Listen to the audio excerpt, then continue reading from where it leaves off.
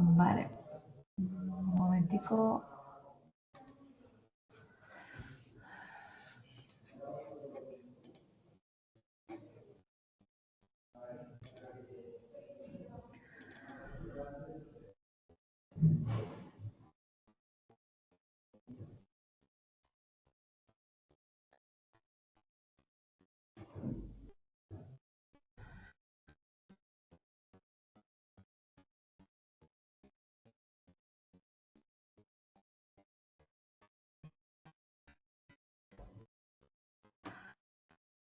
Vale, bueno, por la hora que empezamos, si hay alguna persona que va a entrar, pues ya estaré pendiente. Vale, ahora cambiamos totalmente de tema de lo que habíamos hecho sobre conductas reproductivas y pasamos al tema de la ingesta.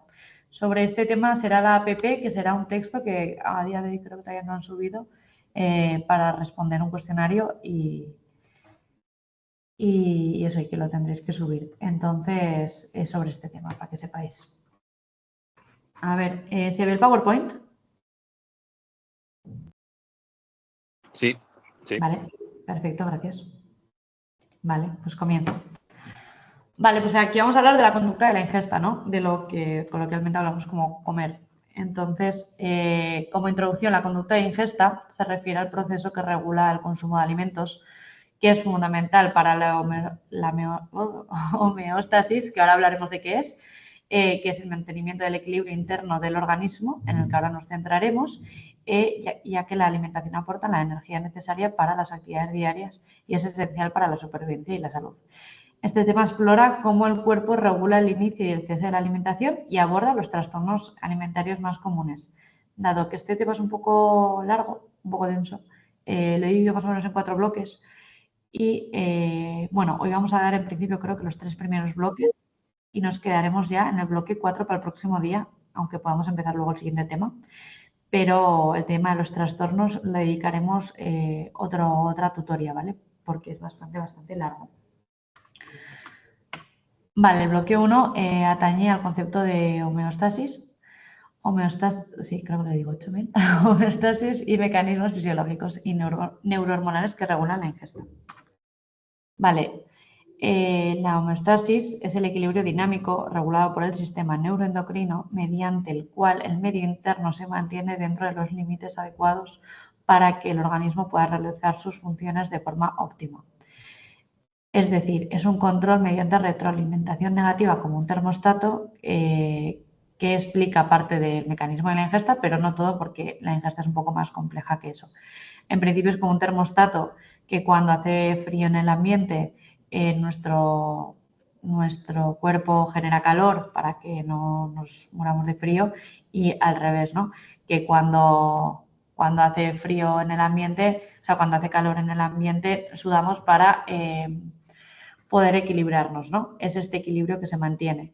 La ingesta pasa algo parecido, ahora veremos con ciertas hormonas, en ciertos sistemas neurológicos y demás, pero sí que hay algún cambio, ya que no solo se explica las ganas de comer por una necesidad biológica, sino que otras veces es por una necesidad de disfrute. Para ilustrar un poco mejor este término, este equilibrio, os voy a poner un vídeo, ¿vale? Me decís si se ve, a ver si he compartido bien el audio.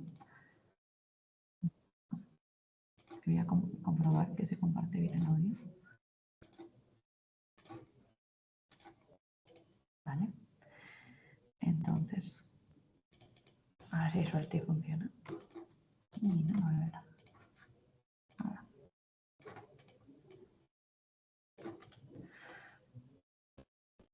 Un segundo.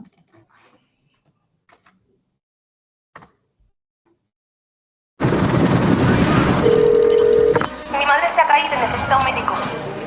La tecnología. Bueno, en esta ¿Oís el vídeo? Sí. Vale. ocasión iniciaremos con una pregunta. ¿Alguna vez han estado terminando de hacer ejercicio y sienten unas ganas incontenibles por comer?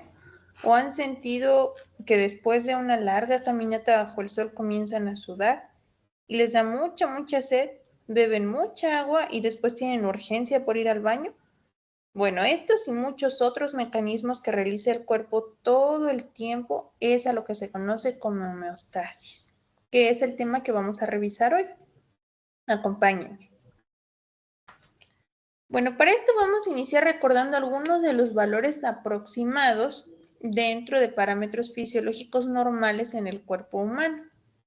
Son muy importantes que los recordemos, como por ejemplo la temperatura corporal, que puede variar entre 35.5 y 37.7 grados, la frecuencia cardíaca de 60 a 100 latidos por minuto, la presión arterial promedio entre 120 y 180 milímetros de mercurio, frecuencia respiratoria de 12 a 20 respiraciones por minuto, saturación de oxígeno entre el 96 y al 100% de saturación, un potencial de hidrógeno o pH de 7.35 a 7.45 y niveles de glucosa que pueden variar de 60 a 100 miligramos sobre decilitro. Esto es solo por mencionar algunos.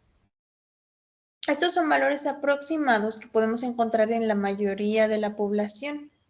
Esta población, bueno, puede variar dependiendo si son adultos, si son niños, pero bueno, estas son las condiciones normales de un adulto. Sin embargo, también estas condiciones pueden variar de acuerdo a, bueno, pueden cambiar de acuerdo al transcurso del día. O sea, durante el día, este mismo adulto puede tener variantes en estas condiciones. Esto, bueno, ¿a qué se va a deber? A muchas cosas, a la actividad física que esté realizando, a su alimentación, a todas las actividades que esa persona realice a lo largo del día. El cuerpo dentro de estos valores es como mejor puede realizar sus funciones sin ningún problema, aunque, como les mencionaba yo, bueno, puede haber variantes. El cuerpo va a tratar de mantener al organismo dentro de sus valores basales. Si nos encontramos en un medio adecuado, en el cual disponemos de temperatura, niveles adecuados de oxígeno, de agua, así como de alimento, es más fácil que el cuerpo pueda mantener sus condiciones internas en una forma relativamente constante. Ahora, como sabemos, pueden presentarse situaciones que alteren el medio interno del cuerpo. El medio que nos rodea no siempre es el más adecuado y este puede variar bruscamente de un momento a otro. O incluso nosotros mismos podemos hacer algunas cosas que tiendan a alterar nuestro medio interno. Pero el cuerpo que es tan sabio, puede realizar procesos compensatorios para regresarlos al estado basal de forma muy efectiva y relativamente rápida. La mayoría de las veces puede mantener condiciones internas lo más próximas al estado óptimo, que son los que estamos viendo aquí, en el cual todas sus funciones pueden realizarse de forma adecuada. Y es aquí donde justamente podemos explicar la definición de homeostasis.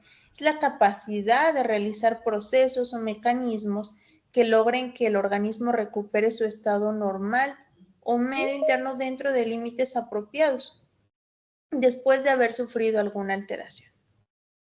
Bueno, a continuación vamos a ver algunos ejemplos básicos que nos ayudarán a poder entender mejor esto. Primero, vamos a cambiar de ambiente, nos vamos a trasladar a un desierto. Aquí tenemos a nuestro amiguito, está sudando, las condiciones de temperatura son altas y obviamente el cuerpo va a empezar a intentar disipar ese calor. ¿Por qué? Porque si no, intentaríamos entonces equipararnos con la temperatura que hay en nuestro medio externo y eso sería bastante peligroso. Entonces, ¿qué es lo que está haciendo el cuerpo aquí? El cuerpo va a desencadenar mecanismos necesarios para disminuir la temperatura. Y uno de los mecanismos más efectivos para disipar el calor, bueno, pues es el sudor. Como lo vemos aquí, está sudando y sudando. ¿Esto para qué nos va a servir? Para que conforme vaya liberando ese líquido, ese sudor, va disipando ese calor que le va a permitir disminuir su temperatura corporal. Esto lo hace pues relativamente rápido. Y la temperatura corporal no se va a elevar demasiado y la va a mantener dentro de sus valores normales, de sus valores más óptimos. Ahora vamos a otro clima extremo. Ahora tenemos un clima muy frío, el cuerpo va a perder calor y la mejor forma de generar calor es con la contracción muscular. ¿Qué es lo que está haciendo aquí nuestro amigo? Para poder soportar por un tiempo esta variación en la temperatura, las contracciones involuntarias o tiriteo genera mucho calor, lo que le permite elevar su temperatura. No es el único mecanismo que el cuerpo utiliza, también utiliza el que, bueno, se nos pone la piel de gallina, se elevan todos los vellos, comienza también nuestras manos y nuestros pies a ponerse pues morados o azulados. ¿Esto por qué es? Porque ese poco calor que está empezando a generar el cuerpo, ese calor que está manteniendo el cuerpo, bueno, lo está concentrando en las zonas que son más importantes para él, en nuestros órganos vitales. Y entonces el cuerpo está dispuesto a sacrificar esas partes del cuerpo que no le sean tan necesarias, como que son como las extremidades, para concentrar la mayor parte de calor en nuestros órganos vitales. Entonces son mecanismos que el cuerpo realiza para que nosotros podamos mantener a esas partes más importantes dentro de los valores normales. Ahora vamos de regreso a condiciones basales. Vamos a quitar a nuestro amiguito aquí del frío y lo vamos a llevar a algo diferente. Ahí está. Aquí se ve mucho más contento. Sin embargo, nuestro amiguito ahora está haciendo ejercicio. Esto va a hacer que su temperatura, su frecuencia cardíaca, su frecuencia respiratoria, su presión arterial, su saturación de oxígeno, incluso sus niveles de glucosa cambien. Por lo cual se cansa, se agota y después de un tiempo considerable de haber terminado, bueno, de haber estado haciendo ejercicio, va a entrar en una fase de recuperación.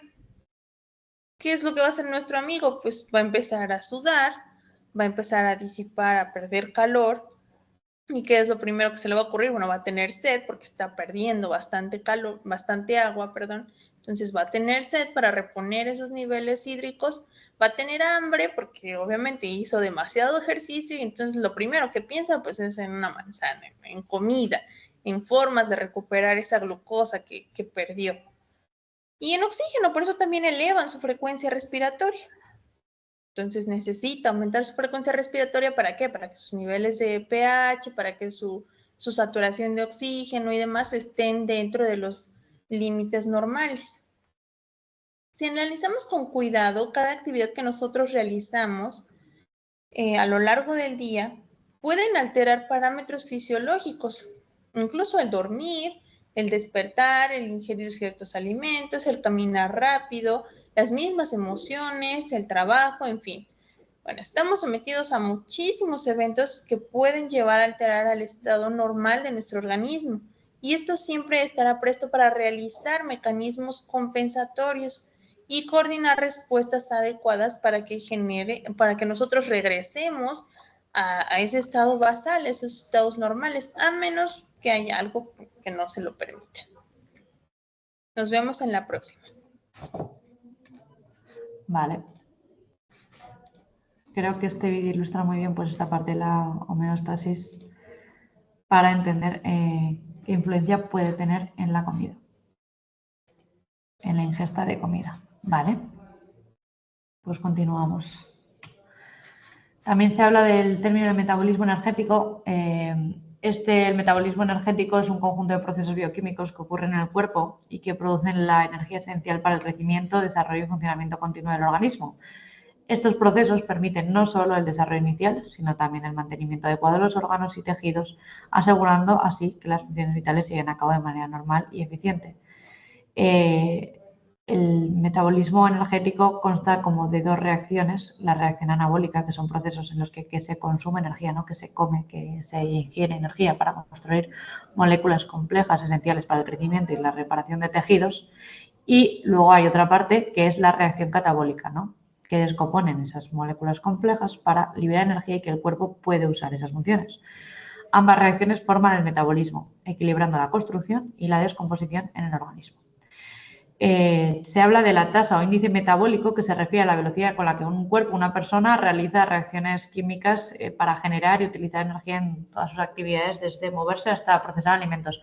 Como sabéis, esto varía, depende de la persona y lo que decimos, ¿no? Pues tienes otro metabolismo, ¿no? O sea, a una persona igual si come ciertas cosas puede estar con esa sensación de pesadez durante todo el día porque tiene un metabolismo más lento y hay gente que no, que al revés, que dentro de una hora tendrá hambre otra vez, ¿no?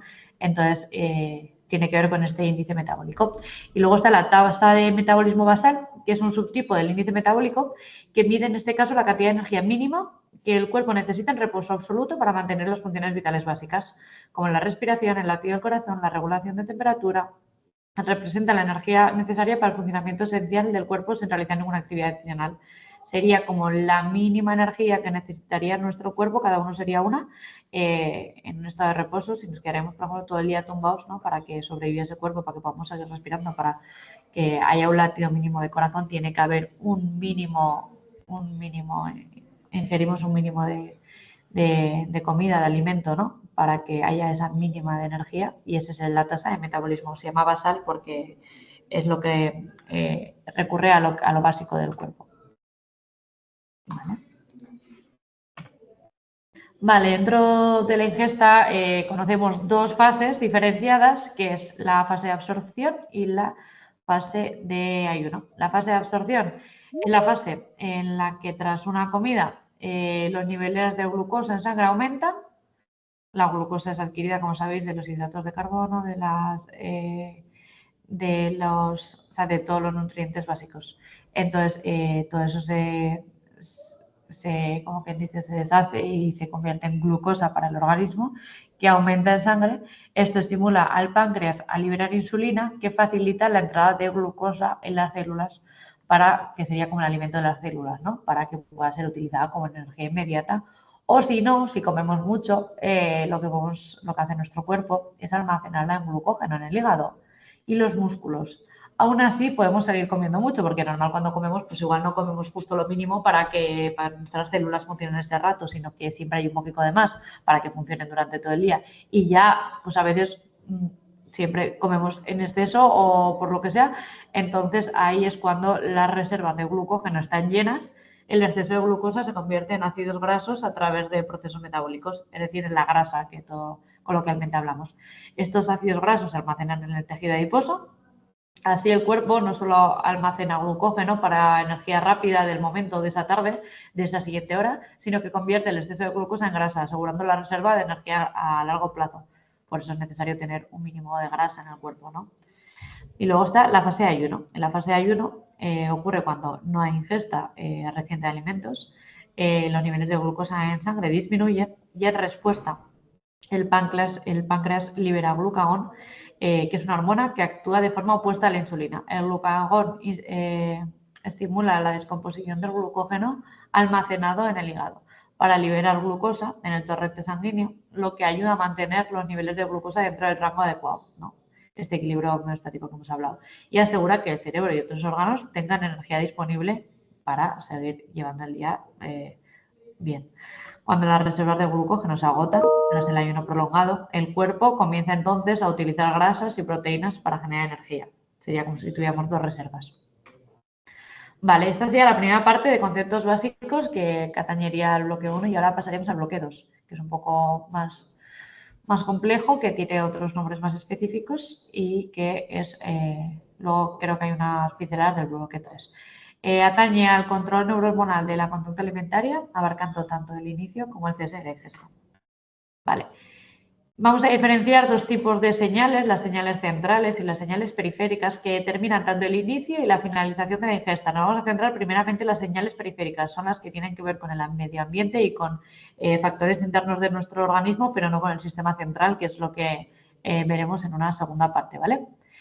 Las señales periféricas, eso vamos a diferenciar, las de inicio y las de finalización, las de cuando ya te has llenado y ya paras de comer, el por qué paramos de comer o el por qué empezamos a comer, ¿vale? Factores externos y ambientales en la ingesta que están asociados con, en este caso, con el inicio de la ingesta o el cese, puede ser que puede estar influida por el momento del día a nivel social, ¿no? A la hora de comer, en la hora del desayuno, la cantidad, el sabor y la palatabilidad, que es como cuánto de apetencia tiene algo, ¿no? Que en positivo, ¿no? Algo apetitoso, ¿no? Algo palatable. De comidas previas así como el olor y sabor de los alimentos disponibles. Esto va a afectar en que iniciemos o no esta conducta. También existe un fenómeno que a muchas personas pues igual os sentís relacionados, conocido como saciedad sensorial específica, que es que al ingerir un alimento en particular, su palatabilidad disminuye, reduciendo el deseo de continuar comiéndolo. Seguramente tengáis alimentos que no os gusten y seguramente está asociado a pues, ciertas características, a ciertos recuerdos, a ciertas experiencias con este alimento que hace que haya una saciedad sensorial específica, es decir, que no quieras, ¿no? Pues yo que sé, en muchos casos por los niños las verduras o el brócoli o ¿no? que pues tiene esa sensación de que disminuye el deseo a pesar de que hay hambre o que hay una necesidad fisiológica de comer. Y luego están los ritmos circadianos, que también se ha estudiado, que en experimentos con animales se ha observado que están regulados por el núcleo supraquiasmático con proyecciones a núcleos hipotalámicos que se ve que tienen como importancia los patrones de alimentación, especialmente como en otros temas se ha estudiado con roedores. Vale, y luego hay factores internos que inician esta necesidad de ingerir, ¿no? Que son nutrientes y glucosa, que son los niveles de glucosa y lípidos en sangre, tienen un papel importante en el inicio de la ingesta, depende de cómo sean los niveles de glucosa y lípidos en sangre, tu cuerpo te va a pedir comer, ¿no? Se han identificado glucorreceptores en los núcleos hipotalámicos que detectan los niveles de glucosa en el cerebro, es decir, tenemos receptores que ven que cuando la glucosa cae, el cuerpo pide, ¿no? Entonces, si no tenemos más de dónde sacar, pues te entran ganas de comer y hace que te muevas hacia esa ingesta, ¿no? Luego sí que veremos estos trastornos de la alimentación, cómo todo esto pues cambia. Pero hoy nos vamos a centrar en desarrollo, ¿no? normativo, en este caso. Bajos niveles de glucosa pueden activar estos receptores, desencadenando los circuitos que inician la alimentación. Y luego están las hormonas digestivas, en este caso muy importante la grelina. Este péptido es liberado por el estómago cuando el organismo necesita energía. La grelina viaja a través del cerebro, a través del nervio vago, llegando al núcleo del tracto solitario, en el tronco del encéfalo, y se ha demostrado que la grelina es una señal importante en el desencadenamiento de la ingesta. Vale. Y luego pasamos a las señales periféricas, pero en este caso de la saciedad, ¿vale? Que finalizan la ingesta. En estas participan pues, péptidos y hormonas de saciedad, como son la colecistitoquinina, CCK, a partir de ahora, liberada en el intestino delgado en respuesta a alimentos grasos o proteicos. La CCK, en este caso, envía señales de saciedad al núcleo del tracto solitario que hemos dicho anteriormente a través del nervio vago y esto produce, ¿no? Está relacionado con esta sensación de saciedad, de que ya ha llegado hasta aquí, esto se libera y es suficiente. Vale, y luego está la insulina y la leptina. La insulina informa al cerebro sobre las reservas de ácidos grasos y aunque tiene efectos reductores del apetito, sus efectos son menos concluyentes. Ha habido estudios, pero realmente no se sabe si esta función de la insulina es concretamente esta o es como una consecuencia, ¿no? de esa información de la reserva de ácidos grasos. Y luego está la leptina, que está producida por el tejido adiposo, envía información sobre las grasas, la reserva de grasas en nuestro organismo. Sí que se ha visto y se ha estudiado, en este caso también con roedores, que la falta de leptina provoca aumento de peso, como se ha visto en los ratones con la mutación o que desarrollan obesidad. En este caso no tienen, ¿no? En la producción de esta leptina. La leptina tiene un efecto claro en la reducción de la ingesta, entonces sin la leptina no podríamos llegar a tener esa señal de saciedad, ¿no? Que son varios mecanismos, son complejos, pero es una de las más importantes que se ha visto que se dé un aumento de peso porque no tienes esa necesidad de parar. Vale, y luego está el núcleo arqueado, que también es interesante, ya que tanto la insulina como la leptina actúan en él, que es el núcleo arqueado del hipotálamo, que es una región clave que integra las señales de saciedad provenientes del sistema digestivo y que es una estructura que procesa estas señales y activa los mecanismos de saciedad para regular el comportamiento de la ingesta de alimentos. Vale, y ahora vamos a pasar a las señales centrales del sistema central que determinan el inicio y el cese de la ingesta y su integración. Vale, las estructuras cerebrales que controlan la ingesta se encuentran principalmente en el hipotálamo, que acabamos de hablar de él, en particular el núcleo arqueado. Este núcleo recibe información de los péptidos, como hemos visto con la leptina y la insulina, del aparato digestivo y del sistema adiposo, que modulan la ingesta en función de las señales metabólicas. Vale, señales que inician la ingesta. En este caso, vamos a los péptidos oresígenos, perdón, tengo móviles, oresígenos. Entonces, estos péptidos son los que sí que favorecen, ¿no? Oresígenos quiere decir que favorecen la ingesta de alimentos. Tenemos el neuropéptido I y agouti-related peptide, que es el PRAG. Se secretan en respuesta a bajos niveles de leptina e insulina. Entonces, dan esta información, ¿no? De que cuando hay bajos niveles de leptina e insulina, se secretan para que haya un inicio de la ingesta. Estos péptidos promueven el inicio de la ingesta activando neuronas en el área preóptica y el hipotálamo lateral y al mismo tiempo inhibiendo las neuronas en el núcleo paraventricular. Y luego, por otro lado, la grelina, que hemos hablado de ella, actúa en el núcleo arqueado a través del nervio vago y también desde las neuronas cercanas al tercer ventrículo. Transmite señales oresígenas que indican el inicio de la ingesta. Vale. Y luego están las señales que cesan la ingesta, péptidos anorexígenos, ¿vale? Que son los que cesan, como el PONC y el CART, que son las abreviaciones. Se secretan en respuesta a altos niveles de leptina e insulina, es decir, cuando se detecta altos niveles de leptina e insulina, son ellos los que llegan a estas neuronas, a estas conexiones para, ¿no?, que se cese la ingesta. Estos péptidos liberan alfa MSH, que actúa sobre las neuronas de los núcleos que hemos hablado antes del hipotálamo, para producir efectos anorexígenos. Luego también son importantes los receptores de la melanocortina, ya que los receptores MC4R son clave para la regulación de la ingesta. El PRAG actúa como antagonista, permitiendo el inicio de la ingesta, y el alfa-MSH actúa como agonista, promoviendo el cese de la ingesta. Vale.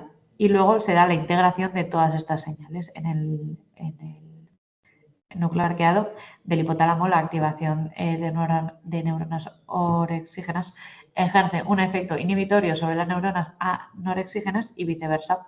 Estas dos señales se están integrando todo el rato para tener hambre o no tenerla.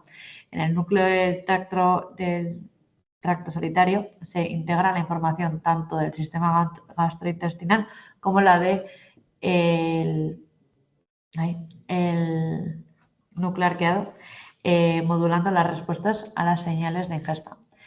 Esta es la dinámica del sistema, ¿no? La mayoría de los núcleos hipotalámicos que regulan la ingesta tienen conexiones recíprocas, lo que permite una actualización continua de la red neural.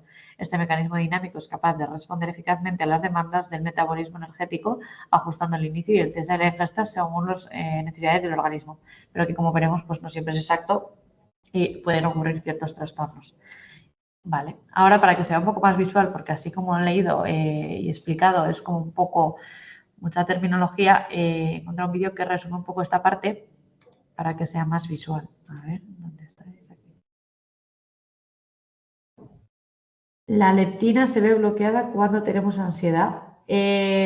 Pues lo voy a mirar porque no te quiero responder y fallar. Seguramente tenga que ver también con los trastornos de alimentación, entonces me lo apunto y el próximo día, me parece muy interesante tu pregunta, lo apunto para preparar junto con el próximo día con los trastornos, ¿vale? Dayana.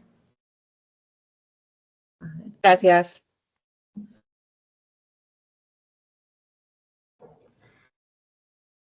Está claro que el estrés sí que afecta, ¿no? Los mecanismos, sería esta parte de señales periféricas, ¿no? Pero quiero ver concretamente cómo afecta la leptina para poder responderte bien, ¿vale?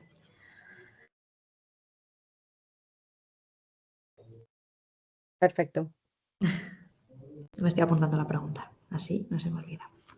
Vale, os voy a poner este vídeo que resume un poco, a ver dónde estamos, aquí, todo lo que hemos dicho ahora, y luego ya, a ver, un segundo.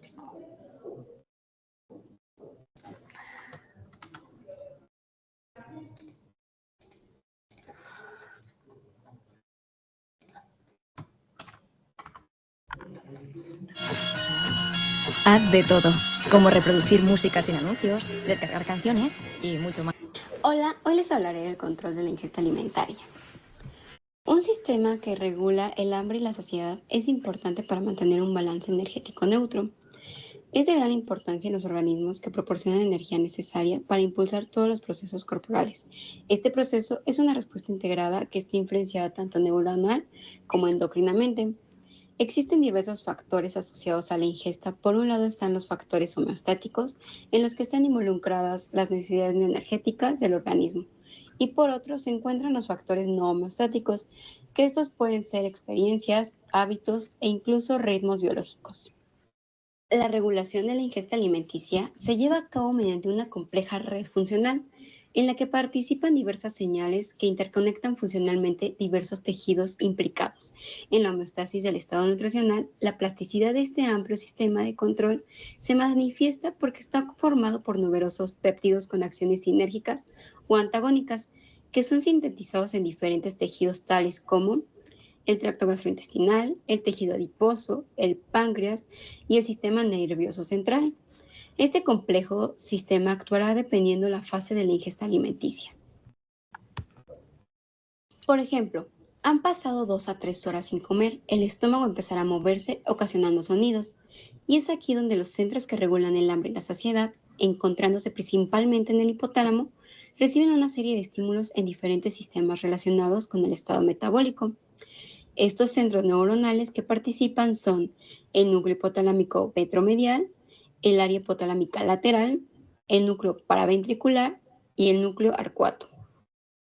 El área hipotalámica lateral es el centro que emite los impulsos motores para la búsqueda de alimento y cuando ésta se estimula, excita a un apetito voraz.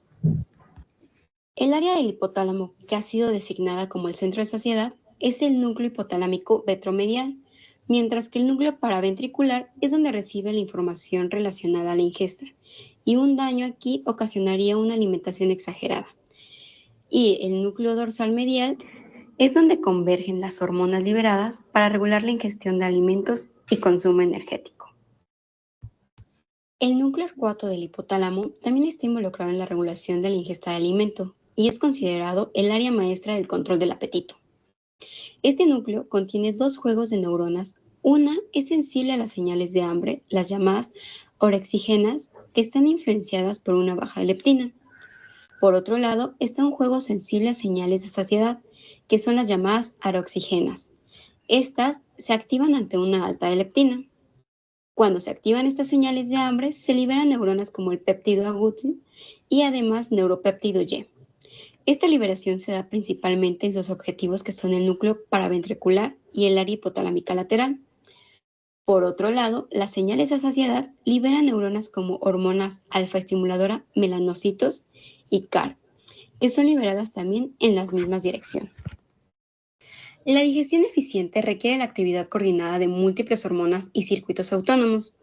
Este proceso, como vimos anteriormente, comienza aproximadamente 1 hora antes de comer, ya sea a través de hábitos o señales ambientales. Por ejemplo, las personas que comen habitualmente a la misma hora cada día comienzan estas secreciones anticipatorias mucho antes que los alimentos estén a la mano. El inicio de la alimentación implica la existencia de circuitos de comunicación neuronal entre el hipotálamo, tálamo, amígdala, hipocampo y varias áreas de la corteza cerebral que proyectan hacia zonas productoras de señales moleculares, que estas controlan toda esta información para la conducta alimentaria. Por un lado se encuentra la secreción de insulina.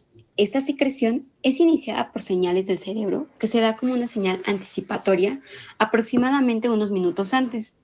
Está mediada por una entrada vagal primeramente a las células beta pancreáticas y cualquier estímulo que prediga la disponibilidad de alimento puede considerarse para provocar una secreción de esta hormona.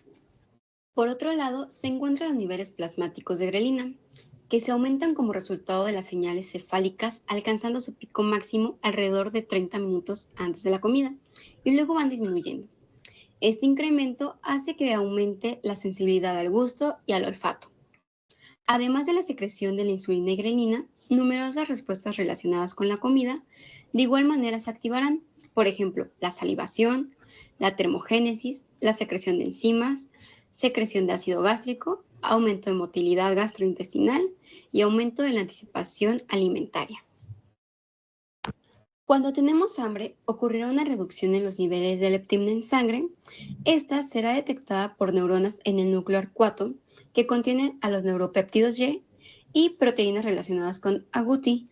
Estas neuronas inhiben las células paraventriculares que controlan la liberación de la hormona estimulante de tiroides y la hormona adrenocorticótropa, lo que disminuye la tasa metabólica.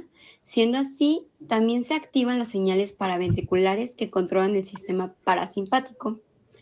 Además, se estimula el comportamiento de la alimentación en la región hipotalámica. Mientras que cuando terminemos de comer, se hará un incremento de los niveles de leptina en sangre, igual detectados por el núcleo arcuato, en donde contendrán aquí a los neuropéptidos alfa MSH, que es la hormona estimulante de melanocitos, y CART. Estas neuronas excitan las células paraventriculares y liberan la hormona estimulante de tiroides y la hormona adrenocorticótropa, justamente para ahora incrementar el metabolismo. Además, se activan las células paraventriculares del sistema simpático para aumentar el flujo de sangre directamente al músculo esquelético. Finalmente, se bloquea el comportamiento de la ingesta en el área hipotalámica lateral. Los controles homeostáticos determinan el tamaño de la comida y se basan en señales de saciedad. Estas señales pueden ser, por ejemplo, la colecistoquinina o el péptido 1 similar al glucagón, además de señales de adiposidad como, por ejemplo, la secreción de leptina y de insulina. Estas señales, entre otras, se transmiten en las áreas motoras del cerebro posterior que determinan la saciedad, la actividad gastrointestinal y la regulación de la glucosa. También existe la influencia no homeostática. Esta afecta tanto a las comidas como a la cantidad que se consume, incluyendo a la hora del día, experiencias, situación social, estrés y emociones. Tanto los circuitos homeostáticos y no homeostáticos convergen en las áreas motoras del cerebro posterior para determinar la alimentación real y las respuestas relacionadas con la alimentación. Vale. A ver. Vale, y para terminar esta parte del tema, se me olvidó poner que ya empezaría el... Bueno, no, creo que aquí todavía no. Vale, que está, todavía esto creo que pertenece al bloque 2, pero este ya es el bloque 3, que es muy cortito. Y habla del circuito de recompensa, cómo afecta o qué relación se cree que tiene el circuito de recompensa, ¿no?, del núcleo accumbens y otros núcleos implicados en la regulación de la ingesta, ¿no? Cuando comemos alimentos que son percibidos como altamente placenteros, generalmente debido a su sabor, textura, contenido energético, se produce que tiene una palatabilidad alta, se produce una liberación de dopamina en el núcleo accumbens. Este proceso refuerza el comportamiento alimentario, haciendo que queramos repetir la experiencia en el futuro. Los alimentos ricos en calorías, especialmente aquellos altos en azúcares y grasas, activan de manera más intensa el circuito de recompensa, lo que puede llevar a un comportamiento de comer en exceso, incluso más allá de las necesidades fisiológicas del cuerpo. Por eso os decía que no es tan fácil como la homeostasis simple, sino que hay otras partes por lo que se podría desajustar, ¿no? Pero, sin embargo, este fenómeno puede contribuir al sobrepeso y a la obesidad, ya que la recompensa percibida de comer estos alimentos es muy fuerte, aunque el circuito de recompensa impulsa el deseo de comer. Otras señales provenientes del sistema homeostático, como la información sobre la energía disponible en el cuerpo, regula la ingesta o la intenta regular, aunque a veces no siempre se consigue porque hay un desequilibrio, ¿no? Si bien el circuito de recompensa fomenta el consumo de alimentos sabrosos, el hipotálamo ayuda a regular la cantidad de comida que se ingiere en función de las necesidades energéticas. Otros sistemas de neurotransmisión implicados en la ingesta que también se han valorado, en este caso en el sistema de recompensa, también el sistema serotoninérgico, que se ha visto y se ha estudiado que podría llegar a tener una función anorexígena, es decir, que la activación de la serotonina podría dar lugar a que se diera, ¿no?, el parar de comer. Vale, y eso, el tema del circuito de recompensa se está estudiando a ver si tiene que ver con las mismas partes del circuito de recompensa que atañen, por ejemplo, al consumo de drogas o de alcohol, que pudieran tener ese mismo efecto, ¿no?, que con cierta comida, como se ha podido hablar a veces de chocolate o de otras sustancias que son como adictivas, ¿no?, se han dicho. Entonces, no se sabe si son los mismos mecanismos, no está totalmente claro que sean los mismos mecanismos los que están funcionando debajo, pero sí que el núcleo accumbens en este caso puede tener pues una importancia porque puede reforzar el comportamiento alimentario con ciertos alimentos sobre todo. Y luego, por último, para terminar esta parte del tema 4, que como os decía, luego pasaremos a los trastornos la semana que viene, hablamos de la programación del circuito de la ingesta. Programación nos referimos a cuando acabamos de nacer y se está programando ese circuito. Lo que vamos a ver es que durante el desarrollo, si contamos con una adecuada alimentación y con una disponibilidad de estos alimentos, porque aunque queramos contar, si no disponemos de estos alimentos, es difícil, o en este caso siempre nuestros cuidadores principales no somos nosotros los que solemos decidir que nos alimentamos, entonces ahí seguramente pues el circuito de recompensa influiría mucho. De estos se da, si se da una adecuada alimentación y la disponibilidad de estos alimentos, se va a dar un desarrollo adaptativo de lo que es la programación del propio circuito de recompensa, del propio circuito de ingesta desde que somos pequeños. Esto nos va a ayudar a que no desarrollemos ciertos trastornos, ciertas particularidades que puedan ir en contra de nosotros, ¿no? Lo que sí que se ha estudiado, que hay un periodo crítico en el que el circuito hipotalámico que hemos estudiado, que es el más importante en estos procesos que regula la ingesta, es sensible a la leptina en un periodo crítico. Es decir, existe un periodo en nuestro desarrollo en el que si no existe este péptido, la leptina, podría ser que luego, aunque luego se inyecte, esto se ha estudiado con ratones, aunque luego se inyecte en otras épocas o en épocas adultas, el circuito hipotalámico ya no es sensible a él, entonces ya no tendría más probabilidad de tener obesidad y de no poder parar de comer, ¿no? Y luego también se ha estudiado que los estrógenos y los andrógenos también actúan en la programación de manera diferencial en cada sexo. Vale, y con esto terminaríamos lo que viene siendo la primera parte del tema 4, menos los trastornos, ¿vale? Entonces, tengo un cuestionario preparado para esta parte, que nos da tiempo a hacerlo. Genial. A ver, dejo de compartir. Un momentico, que lo busque. A ver.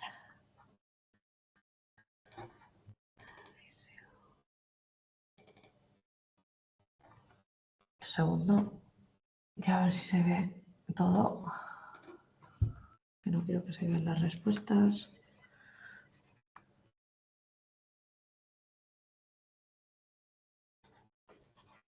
Vale. Vale, un segundo, que a ver si me deja copiar esto aquí. Bueno, las elimino. Y lo proyecto, comparto pantalla.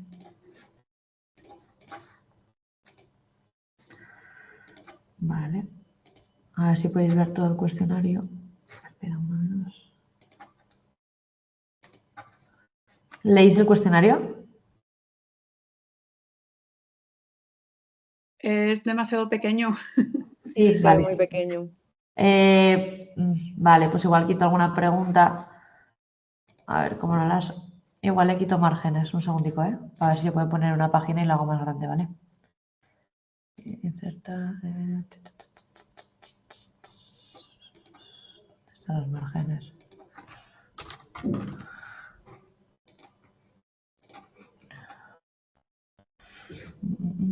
Vale, entonces ahora el interlineado, un segundo, lo disminuyo, más aún si puede ser. Vale, pues nada, quito las dos últimas preguntas, las tres últimas preguntas y así no pasa nada. Con esta parte ya vamos a ampliar. Ay. Jope. Están como muy... Vale, la última la D es un lucagón, ¿vale? Porque no cabe. Entonces voy a poner aquí D un lucagón. Vale. Pues os dejo 5 minutos y lo corregimos, ¿vale?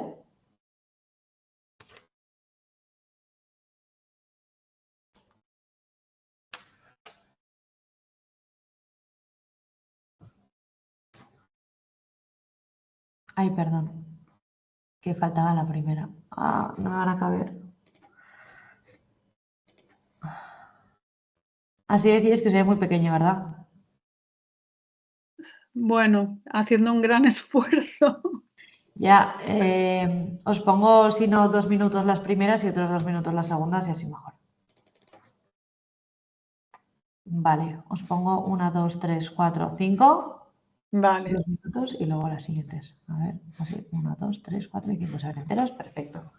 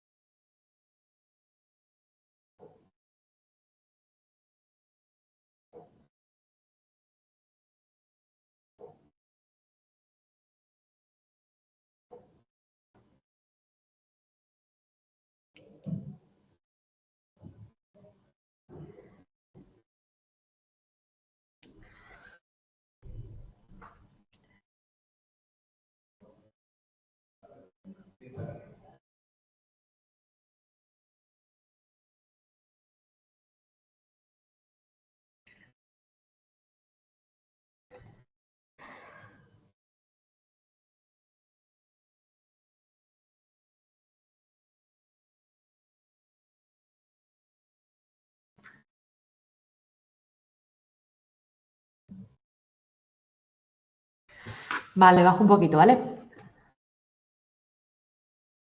Creo que está la última. Sí, vale, pues así.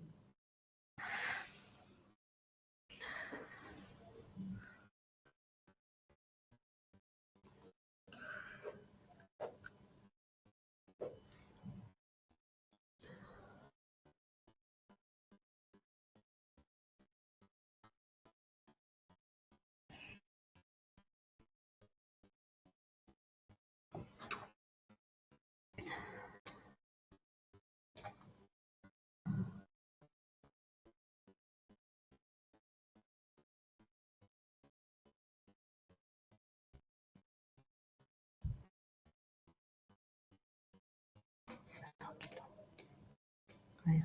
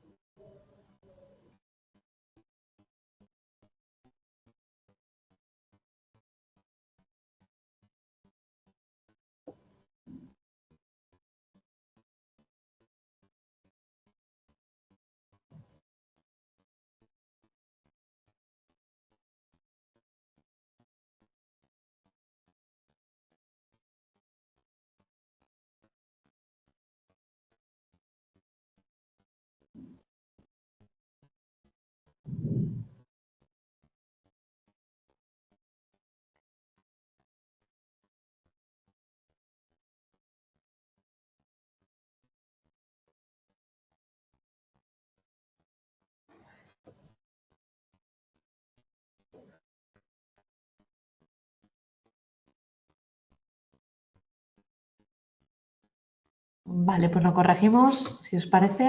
A ver, lo voy a poner aquí para veros a la vez. Lo que escribís por el chat. Vale, pues la primera. ¿Cuál es el propósito principal de la conducta de ingesta en el organismo?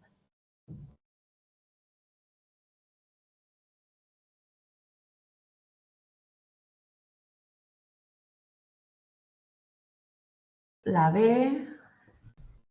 Vale, pues es correcta, es la B. Muy bien. La siguiente, la hemostasis. Es un proceso que permite al organismo. La A. La A. Genial, la A. Muy bien, alcanzar el equilibrio adecuado. Muy bien. Vale, ¿cuál de los siguientes es un ejemplo de retroalimentación negativa en el contexto de la ingesta? En este caso, un ejemplo, ¿vale? De la pista esa parte.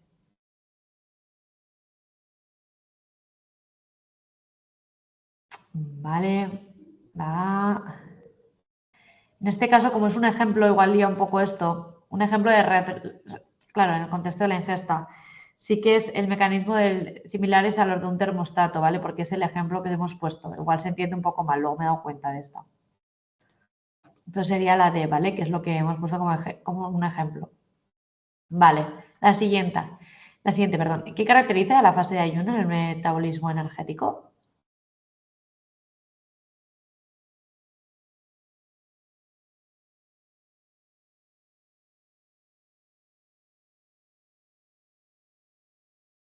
Vale, la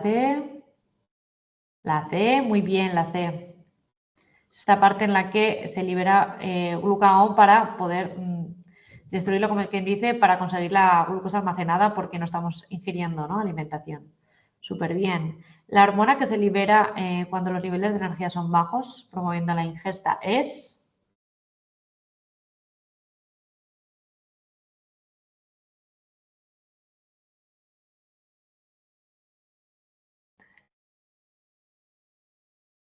La C, eso es, la grelina. Muy bien, la C con interrogante, pero muy bien.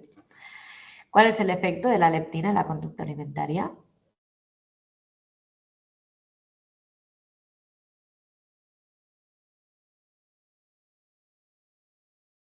La B, muy bien, la B. Informar, entonces reducir.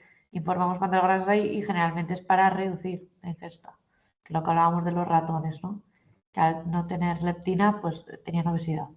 Vale, ¿qué hormona es producida en el intestino delgado en respuesta a alimentos grasos y ayuda a la sensación de saciedad?